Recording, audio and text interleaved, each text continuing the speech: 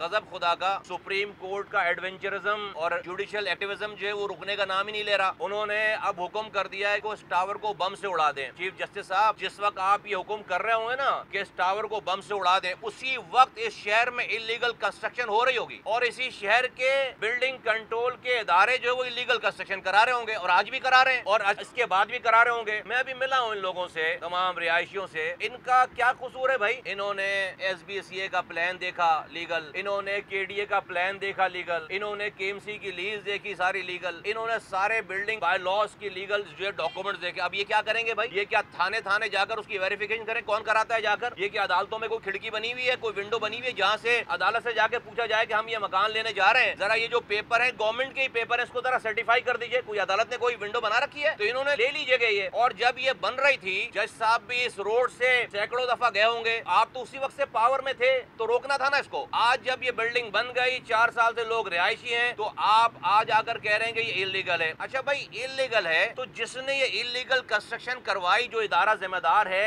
SBCA, 2008 का जो है वो KBC है, आज का SBCA है, तो भाई उस इदारे, उस टेन्योर के अफसर को पकड़ना था ना जिसने इसको लीगल करार दिया है। आपने इदारे के किसी अफसर को ना बुलाया, ना बरतरफ किया, ना उसको अरेस्ट किया। उस SBCA के जिम्मेदारों को पकड़ना था ना। आप उसको पहले बम से उड़ाते, फिर बाद में बिल्डिंग को बम से उड़ाते। वो तो अभी भी बैठकर कोई अफसर जो है वो रिश्वत लेकर इलीगल बिल्डिंग बना रहा है, यहाँ पे शहर में बनवा रहा है। और आप इन मकीनों को, लाखों केसेस जो है वो जुडिशरी में पड़े हुए हैं। सबसे ज्यादा अगर जुल्म कहीं पाकिस्तान में किसी इदारे में हो रहा है ना, तो वो अदलिया में हो रहा है। एक इंसान, एक गरीब आदमी रुल जाता है। अगर अपने इदारे को ठीक कर लेते तो बहुत बड़ा एहसान होता पाकिस्तानियों के ऊपर। अपने इदारे को अगर ठीक कर लेते तो, अगर चंद हजार केसेस कम हो जाते ना, तो बहुत बड़ा एहसान होता।